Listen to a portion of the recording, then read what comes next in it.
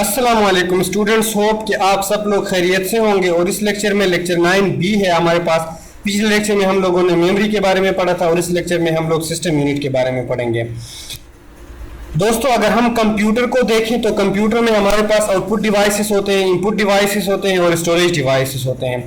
तो उन तमाम हार्डवेयर डिवाइसेस को आपस में कनेक्ट करने के लिए हमारे पास सीपीयू के अंदर एक बोर्ड इस्तेमाल होता है जिसको हम मदरबोर्ड कहते हैं। दोस्तों, इस स्लाइड में हम मुकम्मल मदरबोर्ड की स्टडी करते हैं। सबसे पहले हमारे पास जो है सीपीयू पोर्ट। ये जो पोर्ट है, इस पोर्ट में हम अपना सीपीयू यानी कि प्रोसेसर पुट करते हैं, प्रोसेसर लगाते हैं। Dual core, core i5, core i3, core i7 जो भी प्रोसेसर है हमारे पास, हम इस प्रोसेसर को जो है इसी स्लॉट में लगा के हम अपने कंप्यूटर को क्या कर सकते हैं, रन करवा सकते हैं। इसी वो सीपीयू इसमें रन करवा सकते हैं। दूसरा हमारे पास नेक्स्ट पोर्ट जो है माउस पोर्ट है। अगर हम अपने सीपीयू के साथ कोई माउस कनेक्ट करना चाहते हैं तो हम इस माउस को इसी कनेक्टर के थ्रू अपने सीपीयू के साथ टच कर सकते हैं फंक्शन परफॉर्म करवाने के लिए। और इसके बाद हमारे पास नेक्स्ट जो पोर्ट है कीबोर्ड पोर्ट जिसको हम कहते हैं। अगर हम अपने कंप्यूटर के साथ कोई भी कीबोर्ड कनेक्ट करना चाहते हैं तो हम कीबोर्ड पोर्ट के थ्रू वो कनेक्ट करवा सकते हैं। और इसके बाद हमारे पास सीरियल पोर्ट है। सीरियल पोर्ट मदरबोर्ड के साथ लगा हुआ वीजीए पोर्ट है जिसमें अगर हम अपने कंप्यूटर से कोई भी वीडियो आउटपुट लेना चाहते हैं या हम स्क्रीन टच करना चाहते हैं, डिस्प्ले कनेक्ट करना चाहते हैं या हम अपने कंप्यूटर के साथ कोई प्रोजेक्टर ऐड करना चाहते हैं तो हम वो केबल इसी पोर्ट के थ्रू अपने मदरबोर्ड से कनेक्ट कर सकते हैं। यह पोर्ट वीडियो आउटपुट जनरेट करने के लिए यूज किया जाता है। नेक्स्ट हमारे पास पैरेलल पोर्ट है। पैरेलल पोर्ट जो है कोई भी प्रिंटर या स्कैनर वगैरह जो हम अपने कंप्यूटर के मदरबोर्ड के साथ अगर कनेक्ट करना चाहते हैं तो हम उस वक्त पैरेलल पोर्ट का यूज करते हैं। नेक्स्ट हमारे पास यूएसबी पोर्ट है। इस पोर्ट में हम अपने कंप्यूटर के साथ यूएसबी पुट कर सकते हैं, मतलब यूएसबी कनेक्ट कर सकते हैं जो कि एक स्टोरेज डिवाइस है। यह पोर्ट सिर्फ और सिर्फ यूएसबी कनेक्ट करने के लिए इस पोर्ट का इस्तेमाल किया जाता है। इसमें आप आजकल के कंप्यूटर में माउस भी कनेक्ट कर सकते हैं। नेक्स्ट हमारे पास लैन केबल पोर्ट है। अगर हम अपने कंप्यूटर के साथ इंटरनेट कनेक्ट करना चाहते हैं, एथरनेट केबल या डीएसएल केबल का टच करना चाहते हैं तो हम जो है लैन केबल पोर्ट का इस्तेमाल कर सकते हैं। इसके बाद हमारे पास जो है ऑडियो पोर्ट मौजूद हैं। ऑडियो पोर्ट का इस्तेमाल हम जब अपने कंप्यूटर से आउटपुट ऑडियो जनरेट करना चाहते हैं, कोई स्पीकर कनेक्ट करना चाहते हैं या हेडफोन्स कनेक्ट करना चाहते हैं तो हम इस वक्त ऑडियो पोर्ट का यूज कर सकते हैं। नेक्स्ट हमारे पास है मदरबोर्ड के ऊपर CMOS बैटरी। आप देख सकते हैं कि अगर हम कंप्यूटर को ऑफ भी करते हैं तो टाइम हमारे पास अपडेट होता रहता है। उस टाइम के अपडेट के पीछे इस बैटरी का काम होता है। इसके बाद फ्लॉपी पोर्ट है। फ्लॉपी पोर्ट पुराने कंप्यूटर में अक्सर इसका इस्तेमाल किया जाता था फ्लॉपी इंसर्ट करने के लिए। आजकल के कंप्यूटर में चूंकि फ्लॉपी यूज नहीं होता इसलिए मोस्ट जो मदरबोर्ड है वहां से इस फ्लॉपी पोर्ट को हटाया गया है, आजकल इसका इस्तेमाल नहीं किया जाता। इसके बाद हमारे पास PCI स्लॉट है।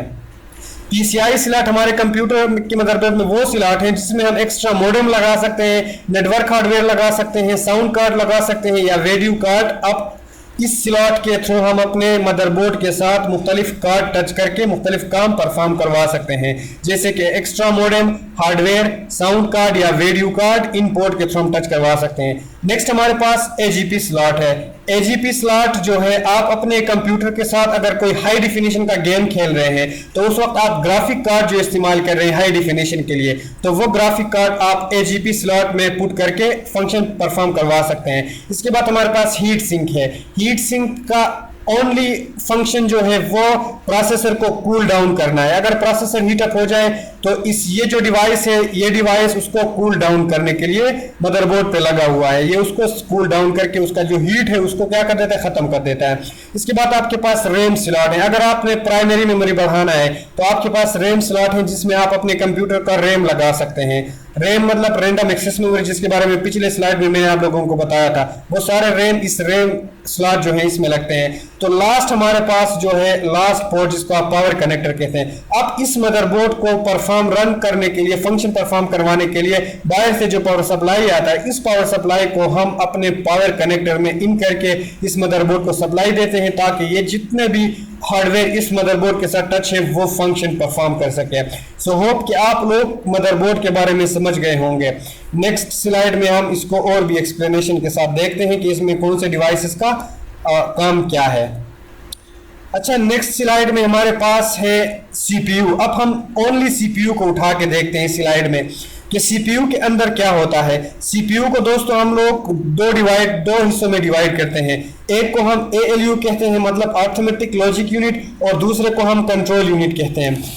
अर्थमेटिक लॉजिक यूनिट जो है तमाम मैथमेटिकल कैलकुलेशन जैसे कि एडिशन, सब्ट्रैक्शन, मल्टीप्लिकेशन, डिवीजन वगैरह जो है वो तमाम काम सीपीयू के एएलयू में परफॉर्म होते हैं, अर्थमेटिक लॉजिक यूनिट में।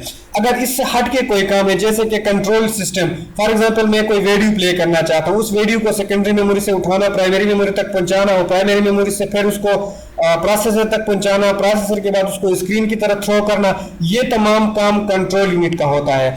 और इसके बाद आपके सीपीयू के साथ मेन मेमोरी लगा हुआ है जिसको आप लोग रैम कहते हैं। ये जो सीपीयू है ये रैम से रैंडम एक्सेस मेमोरी से, मतलब यहाँ से डेटा यहाँ पे पुट भी करता है और यहाँ से उठाता भी है। पुट सेकेंडरी स्टोरेज से उठा के इसमें डालता है और यहाँ से थोड़ा थोड़ा करके उसको आगे प्रोसेस करने लगता है, आउटपुट जनरेट करने लगता है। कंप्यूटर इनपुट लेता है, प्रोसेसर के अंदर वो प्रोसेस होता है, उसके बाद मेन मेमोरी का यूज करता है और आउटपुट जनरेट करता है। ये हमारे सीपीयू का फंक्शन था। अब देखें प्रैक्टिकली, अगर मैं माउस का इस्तेमाल करके या कीबोर्ड का इस्तेमाल करके कंप्यूटर को कोई इनपुट देता हूं, जैसे कि मुझे फॉर एग्जांपल एक वीडियो प्ले करना है, तो वो फंक्शन मैं माउस के जरिए उस वीडियो के ऊपर जाके प्ले के बटन पे क्लिक करता हूं तो वो रिक्वेस्ट जाता है प्रोसेसर के पास। प्रोसेसर देखता है कि इसमें कोई कैलकुलेशन का काम तो नहीं है, अगर कैलकुलेशन का काम है तो वो एएलयू को देता है, अर्थमेटिक लॉजिक यूनिट उसको परफॉर्म करता है। अगर उसमें कोई कंट्रोल यूनिट है, कंट्रोल का काम है, तो वो सीयू को देता है, कंट्रोल यूनिट को देता है। उसके बाद कंट्रोल यूनिट वो रिक्वेस्ट लेके जाता है उस डेस्टिनेशन फोल्डर तक जहां से वो वीडियो उठा के प्ले करना है। फॉर एग्जांपल वो हार्ड डिस्क में सेव है, वहां से हम वो डेटा उठाते हैं, वो वीडियो या ऑडियो या इमेज जो हम डिस्प्ले करना है वो उठा के प्रोसेसर जो है उसको करीब तरीन मेमोरी, जिसको मैंने सेकेंडरी मेमोरी कहा था RAM, secondary memory hard disk है, यहाँ से उठा के उसको प्राइमरी मेमोरी यानी रैम में ला के लोड कर देता है। और यहाँ से फिर वो उसको कैशे जो आपके पास है वहां से थोड़ा थोड़ा करके रैम से उठा के कैशे में ले जाकर सेव कर देता है और वहां से आगे उसको फिर खुद एक्सेस करके आगे डिस्प्ले देता है, आपको आउटपुट जनरेट करके देता है। दोस्तों ये जो कैशे है आपके पास, कैशे एक ऐसा मेमोरी है, उस मेमोरी में ऐसे डेटा पड़े होते हैं जो कि बार बार हम रिपीट करते जाते हैं। कंप्यूटर में एक ऐसा काम होता है जो कि हम बार बार रिपीट करते जाते हैं। फॉर एग्जांपल मैं कोई वीडियो बार बार प्ले कर रहा हूं तो आप लोगों ने देखा होगा कि जब हम मीडिया प्लेयर को, आपके पास वीएलसी प्लेयर या दूसरा कोई मीडिया प्लेयर आप यूज कर रहे हैं, उसको स्टार्ट में जब आप लोग प्ले करते हैं तो थोड़ा वक्त लगता है क्योंकि वो उस वक्त क्या होता है सेकेंडरी मेमोरी से उसको लोड कर रहा होता है। उसके बाद दोबारा जब आप प्ले करते हैं तो इतना वक्त नहीं लगता जितने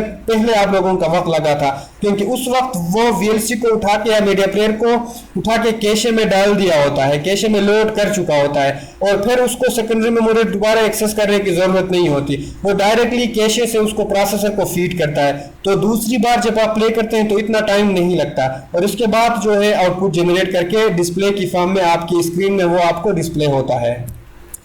रियल लाइफ एग्जांपल देखें, फॉर एग्जांपल ये मेरा हार्ड डिस्क है, अभी मुझे प्रोसेस करना है, प्रोसेस क्या करना है, पानी पीना है, तो मैं ये भी कर सकता हूं कि जाके मैं अपने टैंकर से पानी उठा के ला के मैं पी सकता हूं, लेकिन इसके लिए काफ़ी वक्त दरकार होगा। फॉर एग्जांपल मुझे ये ग्लास लेके टैंकर तक जाना होगा, वहां से पानी ला के पीना होगा, उसमें मेरा बहुत ज़्यादा टाइम लगेगा। इसके लिए मैं क्या करता हूँ, यहाँ से पानी अपने पास रैम में ले आकर क्या कर देता हूँ, स्टोर कर देता हूँ, ताकि मैं रैम जो है रैम को मैं जल्दी जल्दी एक्सेस कर सकता हूँ, क्योंकि ये प्रोसेसर की नज़दीक तरीन मेमोरी है और स्पीड भी फास्ट है।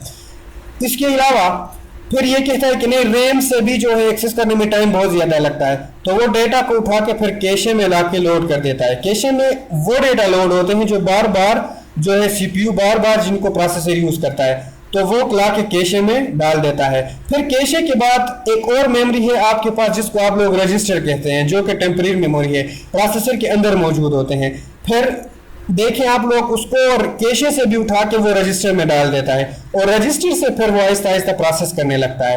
अब देखिए रजिस्टर से डेटा उठाने में इतना वक्त नहीं लगता, इसके मुकाबले में कैशे से अगर वो डेटा उठाए उसको बहुत ज़्यादा वक्त लगता है रजिस्टर के मुकाबले में। अगर वो रैम से उठाए तो कैशे के मुकाबले में ज़्यादा वक्त लगता है, अगर वो हार्ड डिस्क से उठाए तो रैम के मुकाबले में ज़्यादा वक्त लगता है। तो सीपीयू की स्पीड को बढ़ाने के वास्ते हम क्या कर देते हैं, अपना जो डेटा होता है जिसको प्रोसेस करना होता है उसको क्या कर देते हैं, हम सीपीयू के करीब तरीन मेमोरी में डालकर आहिस्ता आहिस्ता क्या कर देते हैं, सीपीयू के करीब तरीन मेमोरी में शिफ्ट करते जाते हैं।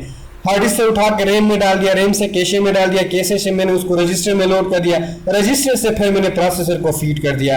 अब यहाँ से डेटा उठाकर प्रोसेस करने में इतना वक्त नहीं लगता जितना मैंने हार्ड डिस्क से उठा के प्रोसेस करना होता है।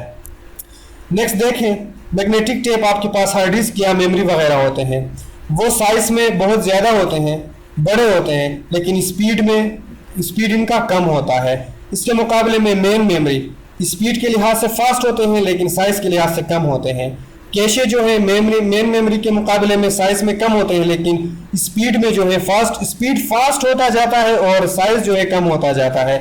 और अब जब आप रजिस्टर तक पहुंचते हैं तो रजिस्टर के साइज बहुत ज़्यादा कम होते हैं लेकिन इनके मुकाबले में स्पीड इसका सबसे ज़्यादा फास्ट होता है। जब हम सेकेंडरी मेमोरी से प्राइमरी मेमोरी यानी रजिस्टर की तरफ जाते हैं तो हमारे पास साइज कम होता जाता है और स्पीड बढ़ता जाता है। स्टूडेंट्स, आप लोग समझ गए होंगे कि कंप्यूटर किस तरीके से वर्क करता है और नेक्स्ट स्लाइड में मिलते हैं, नेक्स्ट लेक्चर में मिलते हैं। अल्लाह हाफिज़।